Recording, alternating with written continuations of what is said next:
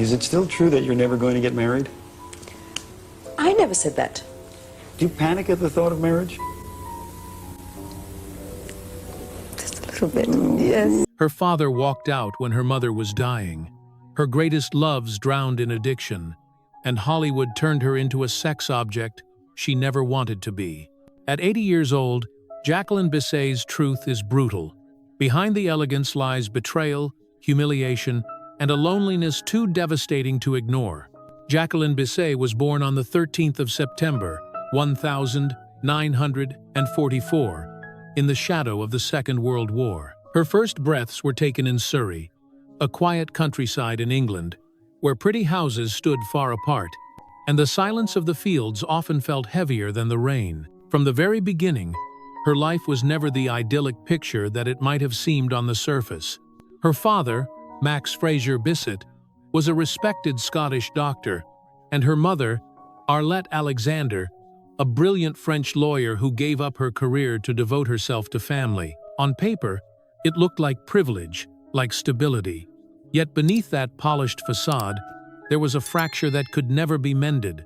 When Arlette was diagnosed with multiple sclerosis, the family was shaken to its core. The illness didn't just strip her of physical strength, it changed the entire household. The man who should have been her rock walked away. Max abandoned his sick wife and their children, leaving Jacqueline and her mother to fight against fate alone.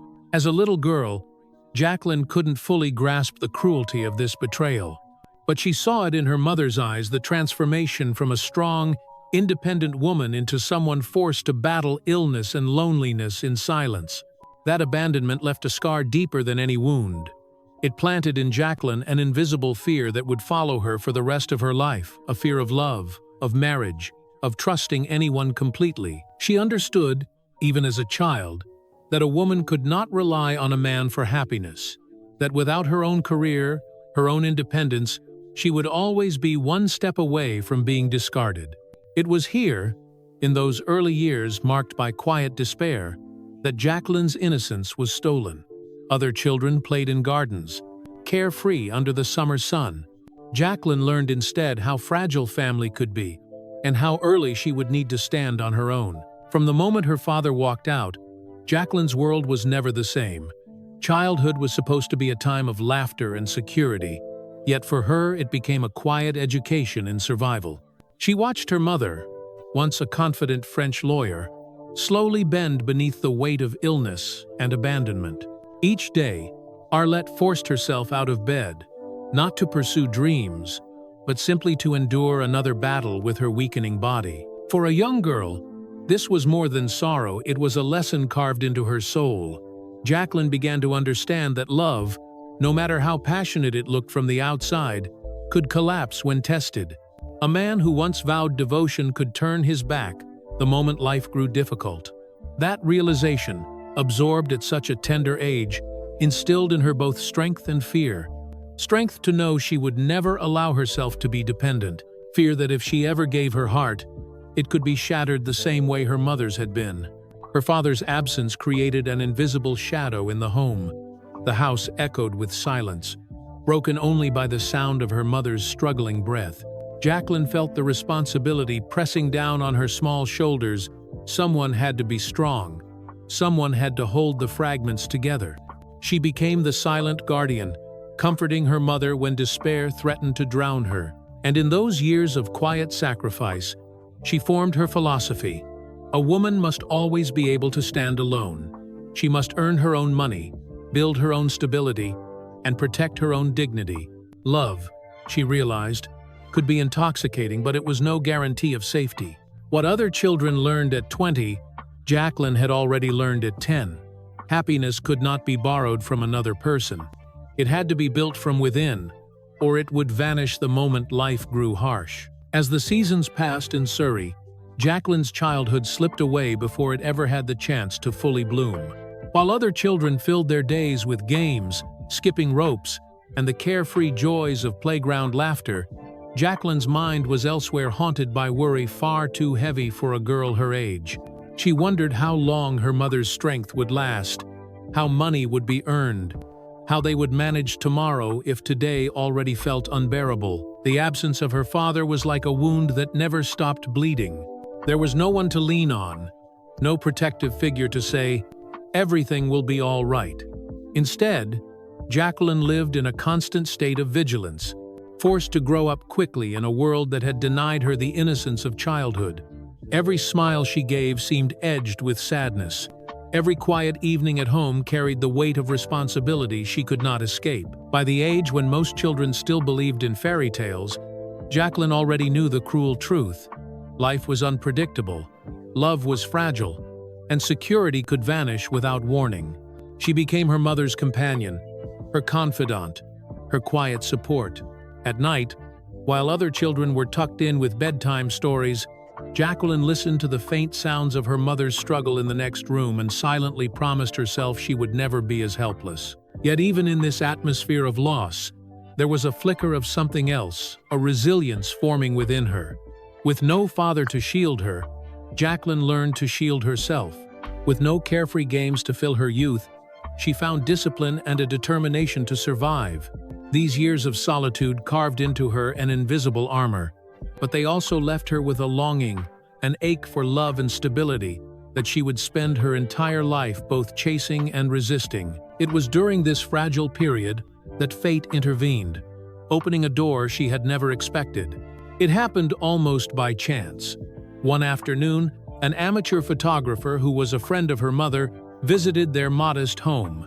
He studied Jacqueline for a moment, tilted his head, and said words that would change the course of her life. "You have no idea how beautiful you are." For a girl who had grown up in shadows, those words were both a gift and a warning. That single observation opened a door into the world of modeling. At first, Jacqueline saw it as nothing more than a practical solution. Modeling could provide money her family desperately needed, money that could keep her mother's care stable. Every photograph, every pose, was not for vanity but for survival. She wore her beauty like armor, using it to shield the vulnerable reality at home. But the glamour quickly revealed its darker side. The fashion industry of the 1962nd was ruthless. To the photographers and designers, she was not Jacqueline, a young woman with dreams and fears. She was simply a face, a body, an object to be judged and displayed. No one cared about what she thought. No one asked about her ambitions. Instead, she was reduced to labels: elegant, exotic, decorative.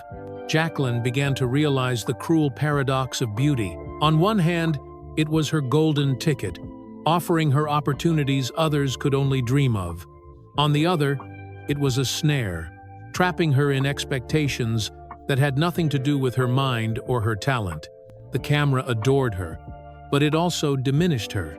And yet, even as she endured this superficial world, Jacqueline carried within her a secret yearning, to be seen as more than a face. She wanted depth, expression, artistry. Modeling was only supposed to be a means of survival, not the definition of her life. It was this hunger for something greater that eventually led her to another dream, one that had burned in her heart long before she had ever stood in front of a camera. Long before cameras and film sets, Jacqueline's heart belonged to the stage, but not the kind filled with scripts and costumes. What she longed for was ballet. To her, dance was the one place where the world felt whole, where the chaos of her childhood could vanish with every graceful movement. When she slipped into her practice shoes and stretched at the bar, she wasn't the abandoned daughter of a broken home. She was free, powerful, and alive. For a time, ballet was her sanctuary. She dreamed of becoming a professional dancer, touring grand theaters, and telling stories with her body rather than her voice. The discipline of ballet suited her. It gave her structure in a life that had felt unstable for so long. Each plie and arabesque was not just exercise, but a declaration that she could transform pain into beauty. But the reality of that dream was far harsher than the fantasy. Ballet training was expensive, and her family's finances were already drained by her mother's illness. Lessons, costumes, shoes. It was a world built for those who could afford to chase perfection, not for a girl burdened by responsibility. And even beyond money, there was the merciless judgment of ballet itself. Teachers whispered that she was too tall, her frame too full for the rigid, narrow mold that defined ballerinas of the era. Jacqueline fought against these verdicts, practicing until her muscles ached. But the more she tried, the more she saw the truth. In ballet, talent wasn't always enough. The stage could be beautiful, but it was also brutal. Only the very best survived, while the rest were quietly discarded. She couldn't risk dedicating her soul to something that might crush her completely. Letting go of ballet was like letting go of a piece of herself. It left her with grief, but also clarity. If she couldn't dance, she would find another way to express her spirit. She needed a path that offered not just beauty but freedom, one where her individuality could breathe. And so, with both reluctance and determination, Jacqueline turned her gaze away from the mirrored walls of the studio toward another stage, the theater. When ballet slipped out of reach, Jacqueline refused to let her spirit be caged. If she could not speak through dance, then she would find another art form that allowed her to express the emotions burning inside. That decision led her to the Italia Conti Academy of Theatre Arts in London, a place that had trained some of Britain's finest talents. For Jacqueline, the academy represented hope, the possibility of shaping a new destiny that wasn't dictated by illness, abandonment, or beauty alone. Inside the academy, she discovered the raw power of acting. For the first time, she could channel the pain of her childhood, the fear of her father's betrayal, and the resilience of her mother's struggle into something creative, something alive. Acting became not just a career choice, but a form of survival, a way to turn wounds into words and gestures that could move an audience. Yet even here, she could not escape the long shadow of her looks. In auditions, directors studied her face before they listened to her voice. Casting agents scribbled notes about her elegance, her figure, her presence, as if her talent were merely an accessory. Jacqueline longed to be seen as an artist, but more often than not, she was treated as an ornament. This duality gnawed at her. She knew her beauty had opened doors that might otherwise have remained locked, but she also feared those very doors could keep her trapped in a gilded cage, forever offered roles where she was nothing more than a decoration on screen. Still, she refused to surrender. Every time she stepped onto the stage, every rehearsal, every line she delivered was her quiet rebellion against being reduced to a face. The struggle between recognition and dismissal would define her early years as an actress.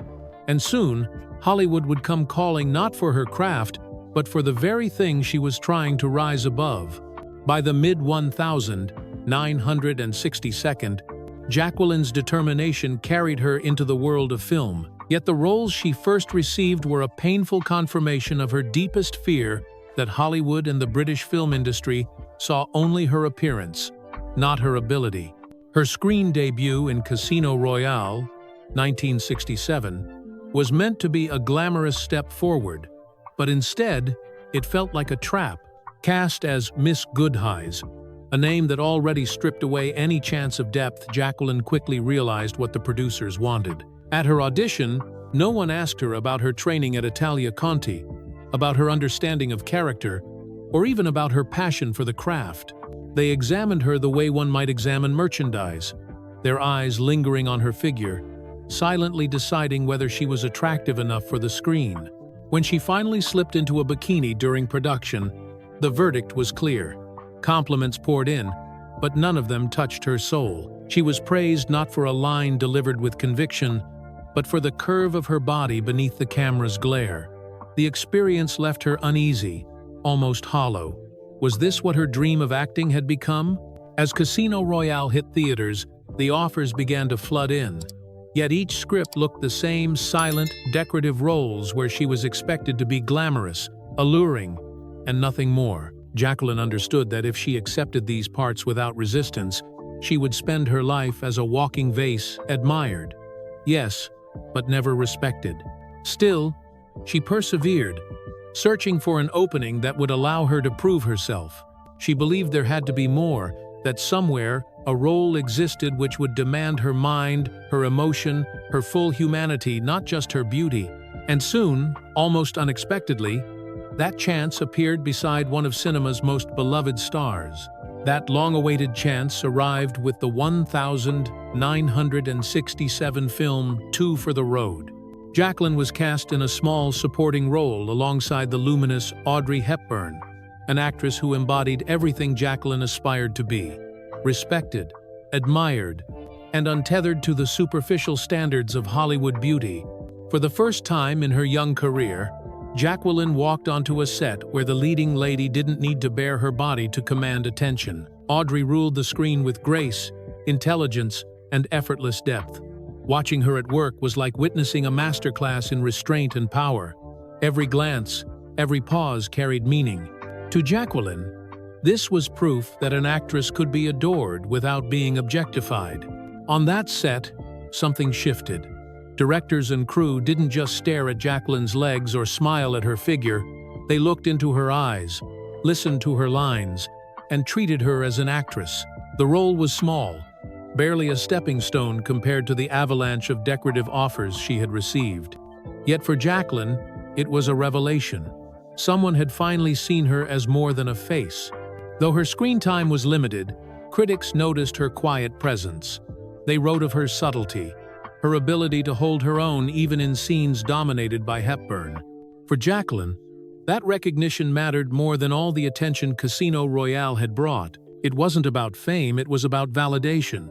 Two for the Road lit a fire in her. She realized that if she wanted respect, she had to fight for it, film by film, role by role. Every project from then on had to be chosen as carefully as a soldier chooses battles. To compromise was to lose everything she had struggled for.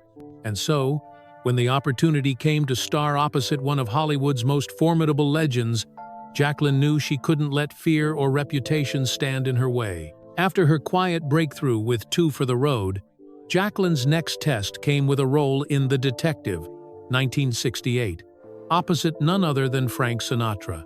By then, Sinatra was already a towering figure, not just a singer of unmatched fame, but a Hollywood heavyweight known for his intensity, quick temper, and reputation for disliking newcomers. Before filming began, Jacqueline was warned more than once. "He hates working with fresh faces. He'll chew you up if you're not careful." But Jacqueline didn't have the luxury of fear. She needed the work.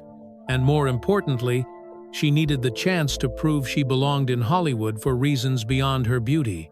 To her surprise, Sinatra was nothing like the rumors. Instead of coldness, he offered her kindness. He called her the kid, protected her when the screenwriter gave her trouble, and at the end of production, gifted her a leather-bound script, a gesture that spoke volumes about his respect. Of course, the tabloids couldn't resist spinning their own story. A young actress working beside a legendary star, surely there must be romance. But Jacqueline didn't take the bait. She knew the truth. For once, a man in power had treated her as a colleague, not an ornament, and that respect mattered more than scandal. Then came Bullet, 1968, the now iconic crime thriller starring Steve McQueen. Some critics dismissed her casting before the film even premiered, sneering that Jacqueline was only there as a token beauty to decorate the stoic leading man. But when audiences saw the finished product, those voices were silenced. Jacqueline's performance wasn't loud or flamboyant, but it carried weight. Her quiet presence gave McQueen's character an anchor, a layer of humanity. Critics wrote not of her figure, but of her gaze, her dialogue, her ability to elevate the story without overshadowing it. For the first time, her name appeared in the press, attached to words like talented and serious, not sexy or glamorous. By the mid-1972, her persistence was paying off. With Murder on the Orient Express, 1974, Jacqueline found herself among a dazzling ensemble of respected veterans. And this time, no one dared call her a screen decoration. She had earned her seat at the table through every role she had fought for, every offer she had rejected, and every look she had endured. But Hollywood, never satisfied, wasn't finished with her yet. Just as she began to secure her place as an actress of substance, the industry tried to pull her back into the very mold she had spent years resisting. By 1974, Jacqueline Bisset had carved out a fragile but undeniable reputation as more than just a beauty on film. When she was invited to join the star-studded cast of Murder on the Orient Express, it felt like both an arrival and a test. The film was adapted from Agatha Christie's legendary novel, and the cast read like a who's who of cinema royalty. Albert Finney, Ingrid Bergman, Lauren Bacall, Sean Connery. To be on the same set as these giants was no small matter. For Jacqueline, walking onto that production was like stepping into a new league. Here, there was no tolerance for inexperience or vanity. Every actor was seasoned, every line delivered with precision, every gesture carefully measured. If she were to falter, she would not just embarrass herself, she would confirm every critic's suspicion that she was still nothing more than a pretty ornament. But she did not falter. Jacqueline approached the role with restraint and seriousness, watching her co-stars closely, learning their rhythm, and adjusting her own craft to match the intensity around her. She understood that in a crowded ensemble, subtlety was key. Her quiet poise added to the tension.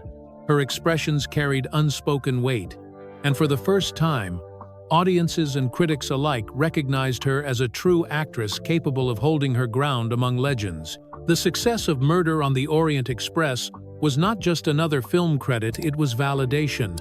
No one could dismiss her anymore as the bikini girl from Casino Royale. She had walked into a room full of Hollywood's finest and emerged not as an outsider, but as one of them. Still, Hollywood has a way of luring its brightest stars back into cages. And as Jacqueline's career momentum surged, a new challenge appeared, one wrapped in the glossy packaging of a blockbuster adventure film.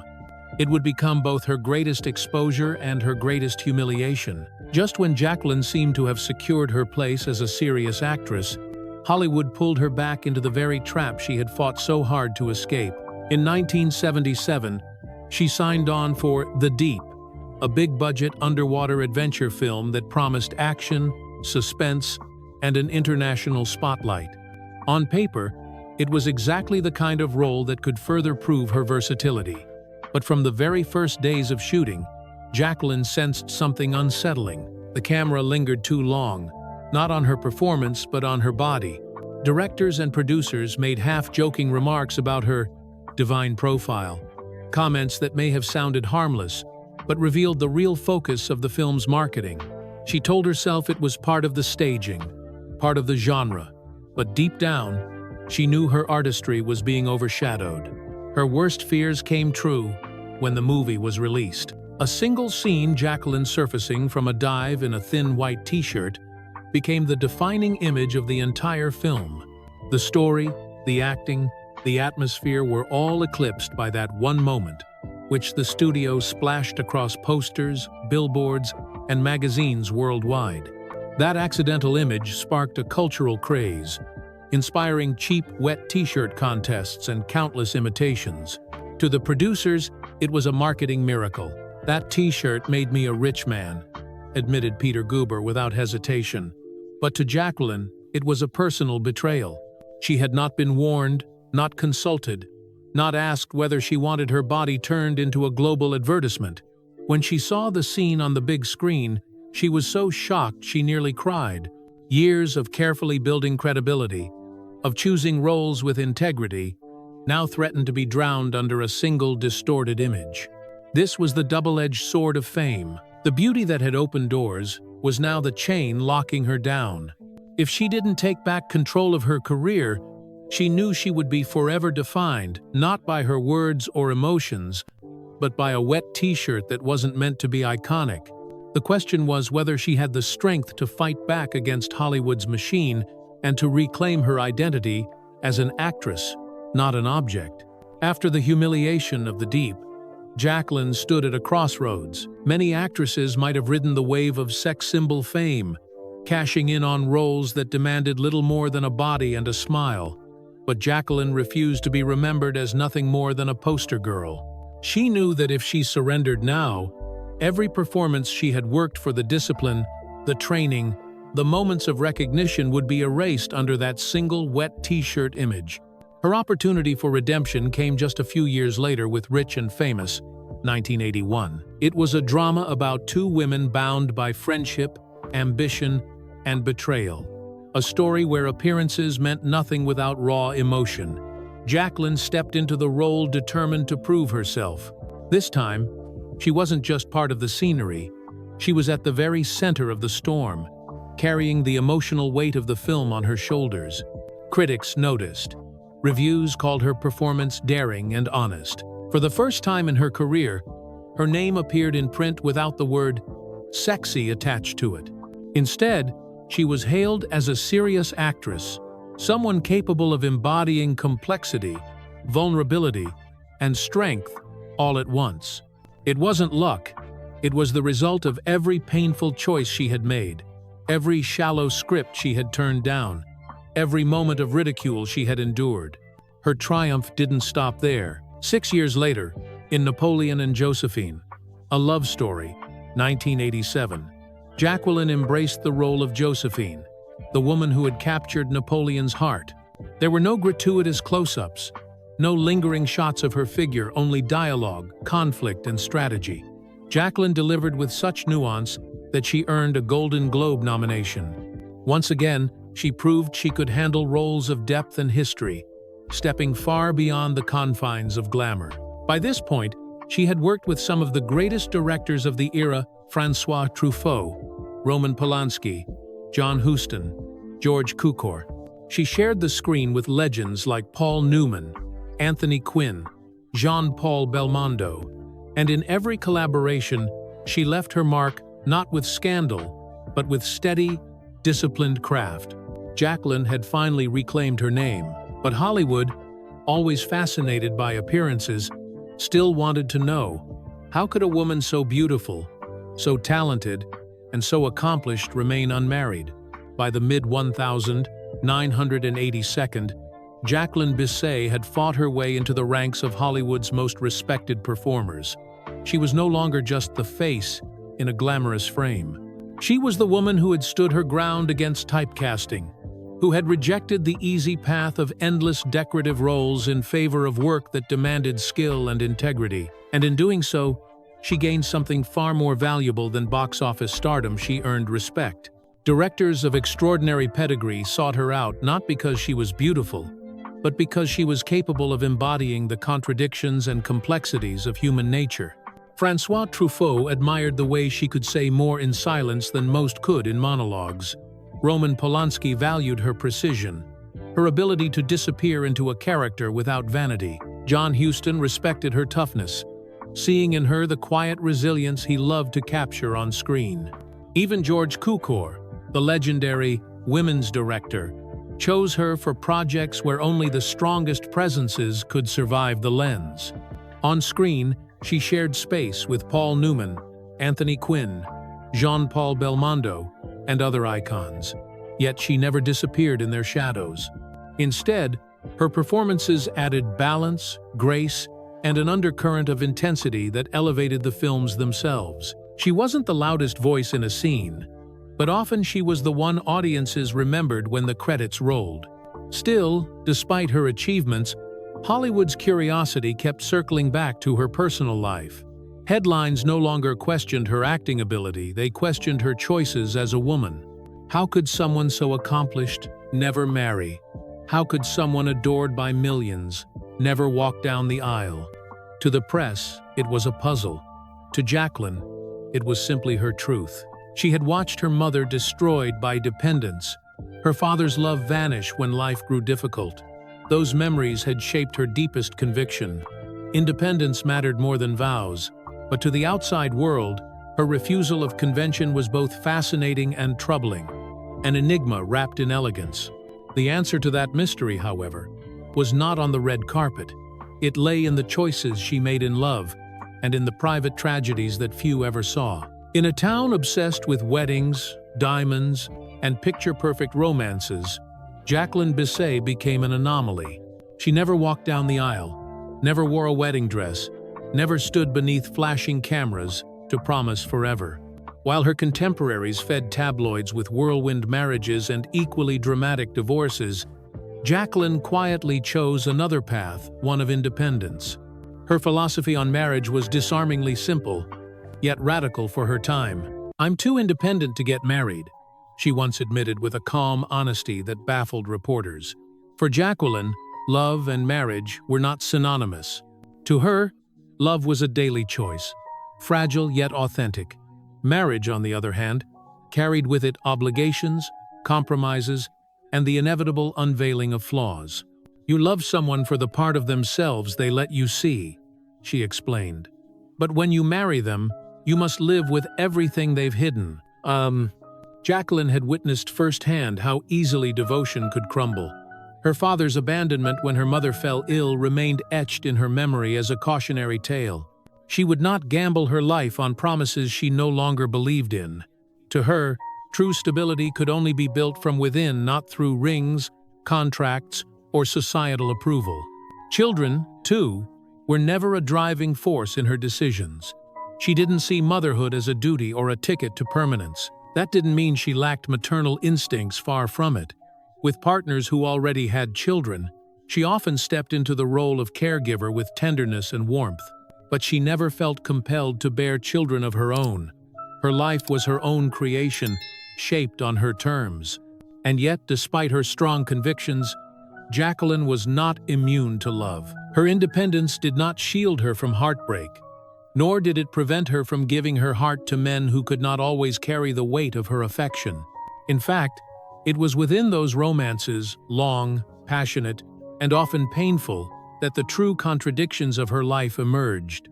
One man in particular stayed with her longer than the rest, leaving behind memories both tender and tragic.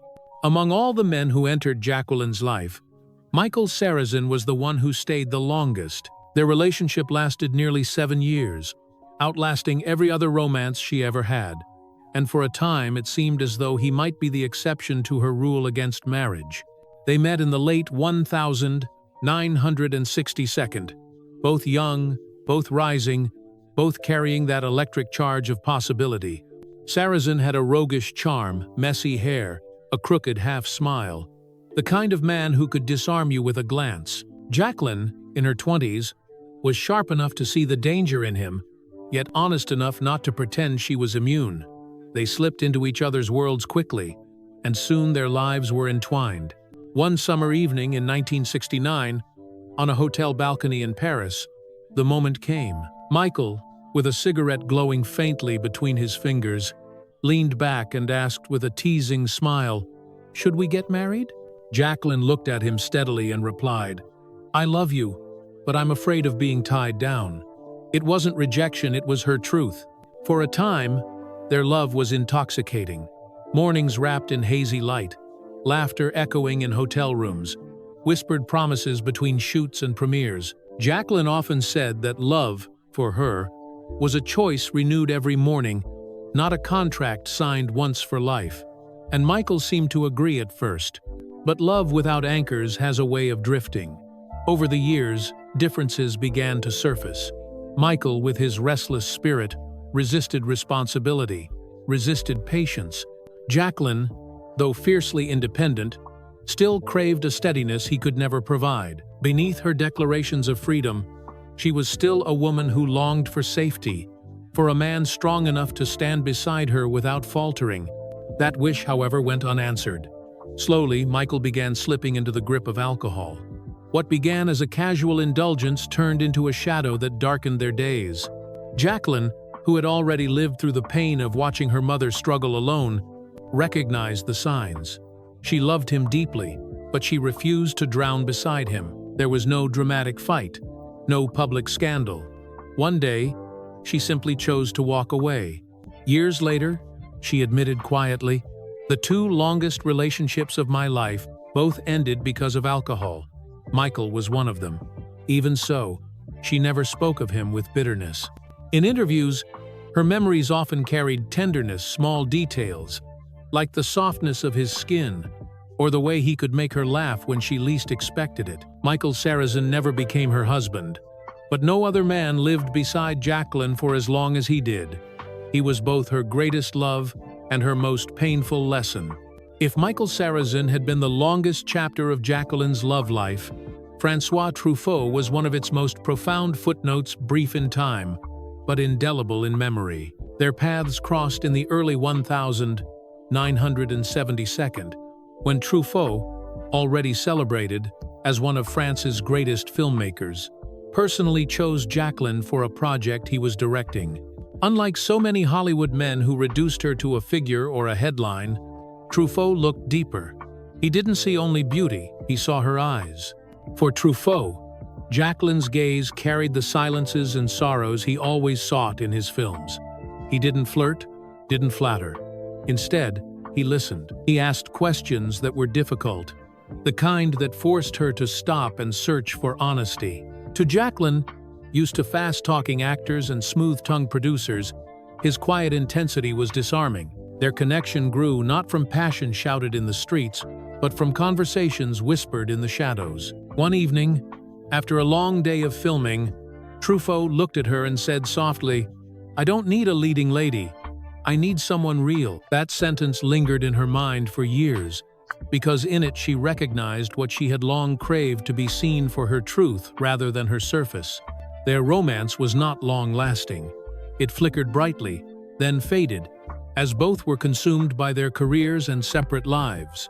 Yet Jacqueline would later admit that not all short affairs are shallow. Some are carved deeper precisely because they are brief, because they leave behind a longing that is never fully resolved. When Truffaut died in 1984, Jacqueline never spoke publicly of him. She carried that grief in silence, honoring him not with headlines but with memory. And in one rare interview, when pressed about which man had left her with the deepest sense of longing, she simply answered, "Not all short affairs are shallow." It was all she was willing to say, but it was enough to reveal the depth of what they had shared. For Jacqueline, Truffaut represented something rare in her life, a love built not on possession or passion alone, but on respect, silence, and the recognition of her inner self. It was fleeting, but it shaped her as profoundly as any of her longer relationships. If François Truffaut had shown Jacqueline what it meant to be seen and respected, Alexander Godunov reminded her how fragile love could be when brilliance collided with self-destruction. They first met in 1981 at a glittering party in New York.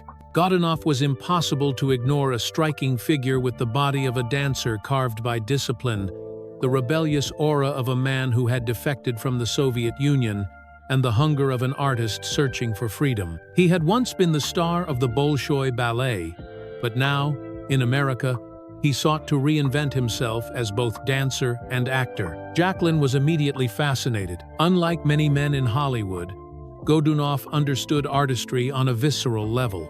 They shared long conversations about creativity, about the loneliness of their crafts, about the sacrifices demanded by ambition. Their connection was not only physical but also spiritual, two restless souls finding recognition in each other. For a time, they seemed perfectly matched. He with his fiery temperament, she with her steady emotional core. But behind the glitter of their shared world lay turbulence. Godunov's passion, the very thing that made him magnetic, also made him unstable. The pressure of building a career in a foreign land weighed on him, and slowly, alcohol crept into the cracks. What began as a release after long nights became a dependency, dragging him down into despair. Jacqueline, who had already witnessed alcohol erode Michael Sarrazin, recognized the warning signs all too clearly. She tried to be his anchor. Her natural instinct was to support, to nurture, to steady the chaos around her. But as the years passed, 6 in total, she realized she was fighting a battle she could not win. Love, no matter how deep, could not save a man unwilling or unable to save himself.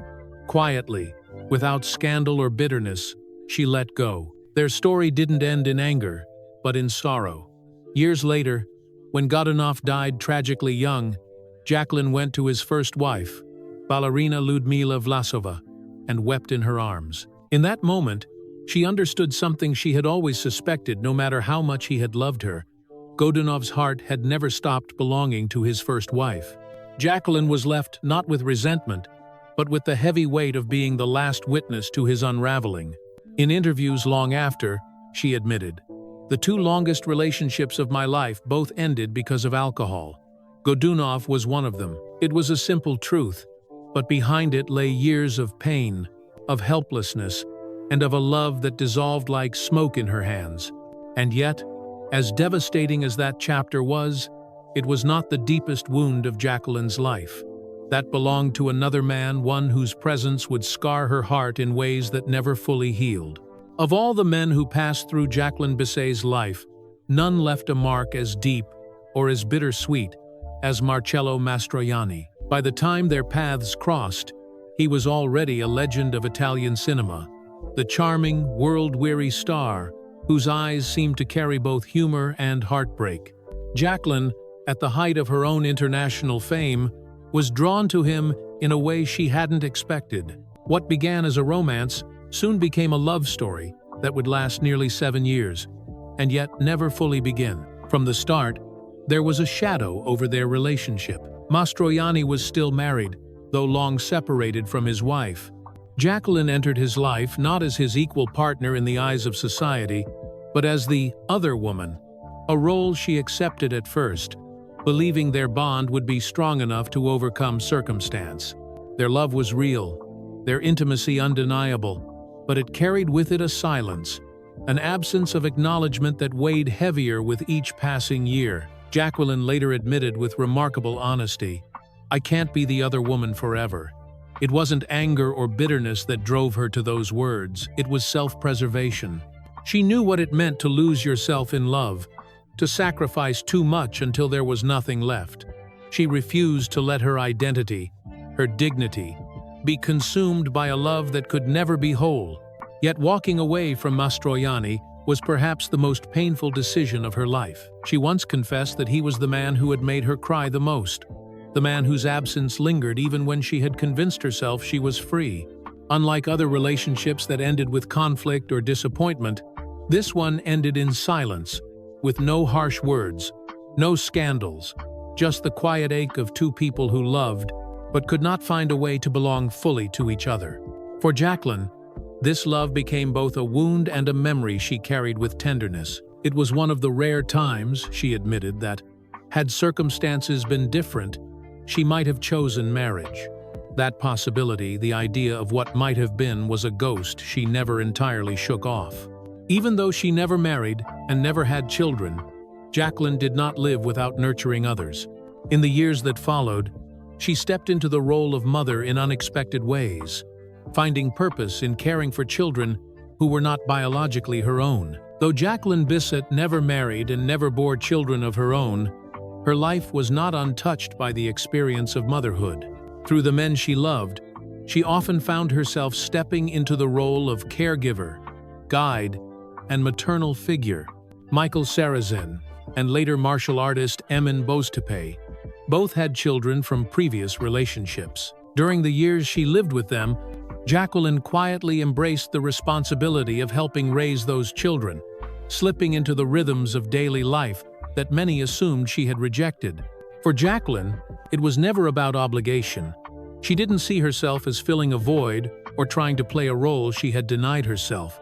Instead, she approached these children with tenderness and natural instinct. She cooked for them, listened to their worries, and shared small lessons about resilience and independence, the very qualities she had been forced to master from childhood. Those moments, though unheralded by the press, revealed another side of her, a woman who could nurture deeply, even without biological ties. She once reflected on this unusual position with clarity. She did not regret her choice not to have children of her own. For Jacqueline, motherhood was not the only measure of a woman's worth. Yet she admitted that loving the children of her partners gave her a sense of quiet fulfillment, proving that maternal instincts do not vanish simply because one chooses a different path in life. This balancing act between independence and intimacy, between freedom and attachment, defined so much of her journey. Jacqueline carved out a life on her own terms, yet she was never cold or detached. She could give love, she could guide, she could mother, but always without surrendering the self-reliance that had been her shield since childhood. Still, even as she cultivated dignity and resilience, Fame had a way of thrusting her into the public spotlight in ways she could not control, and one such moment, decades later, would remind her that the world was always eager to judge. By the time Jacqueline Bisset walked into the Beverly Hilton Hotel for the 2014 Golden Globe Awards, she had been working in cinema for nearly 5 decades. She had shared the screen with legends, endured heartbreak, resisted typecasting, and built a reputation for elegance and resilience. Yet on that January night, it wasn't her body of work that would dominate the headlines. It was a single, awkward moment that the world refused to forget. When her name was announced as the winner for Best Supporting Actress in the television miniseries Dancing on the Edge, Jacqueline froze. For 47 years, she had been overlooked by awards committees, passed over while peers with shorter resumes collected trophies. To hear her name called at 69 years old was overwhelming. As she made her way to the stage, she looked visibly shaken, her hands trembling, her breath uneven. Standing at the microphone, she tried to speak, but the words stumbled. Long silences filled the room, her thoughts looping back on themselves. She repeated her thanks, shifted topics abruptly, then paused again as if trying to wrestle her emotions into order.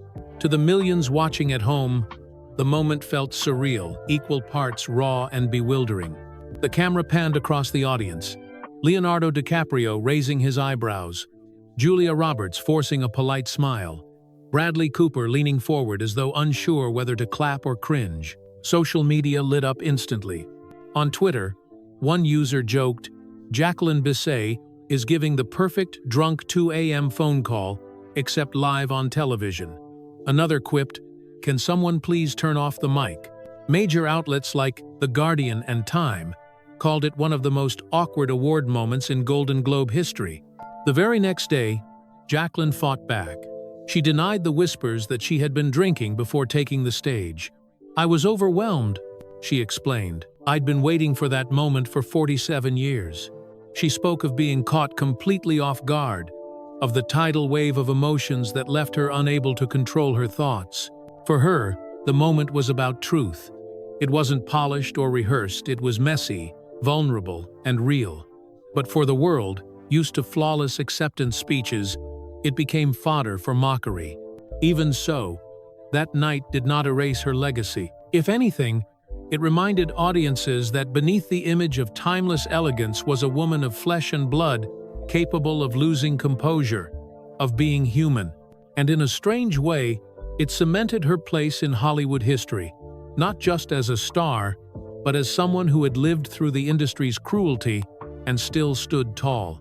Yet the Golden Globe incident was not her closing act. There was still her legacy to consider, her influence, her controversies, and the question of what her life ultimately meant at 80 years old. As Jacqueline Bisset entered her later years, she did not fade quietly into obscurity, nor did she retreat from the craft that had defined her life. Instead, she continued to work, proving that age could never dim true artistry. In 2022, she starred in Lauren and Rose, portraying a seasoned actress with a layered, complex soul, a role that seemed almost like a mirror of her own journey.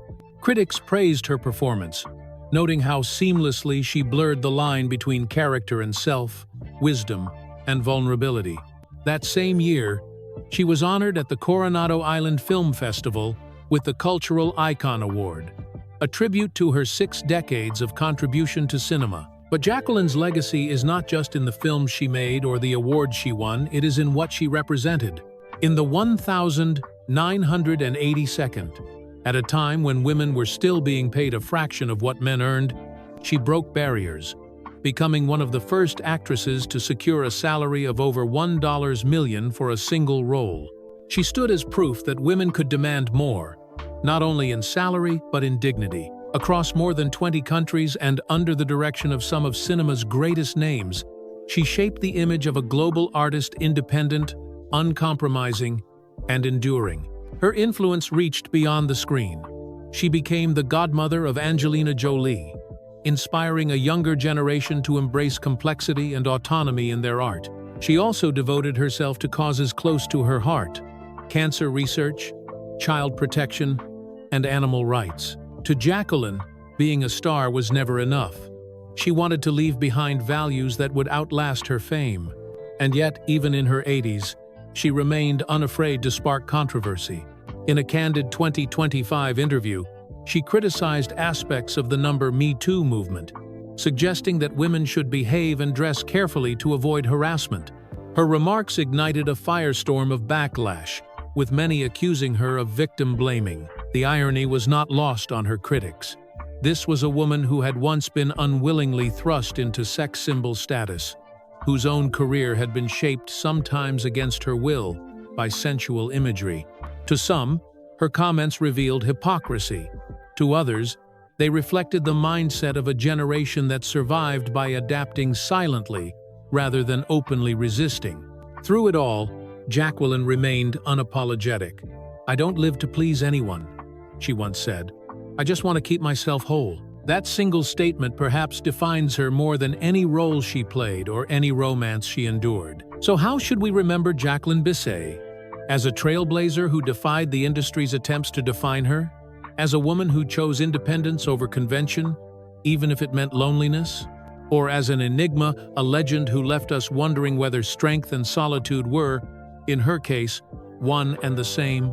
At 80, she stands as a paradox, timelessly elegant yet unafraid to ruffle feathers, unbound by marriage yet deeply shaped by love, a woman celebrated across the world, yet carrying private scars few will ever fully understand.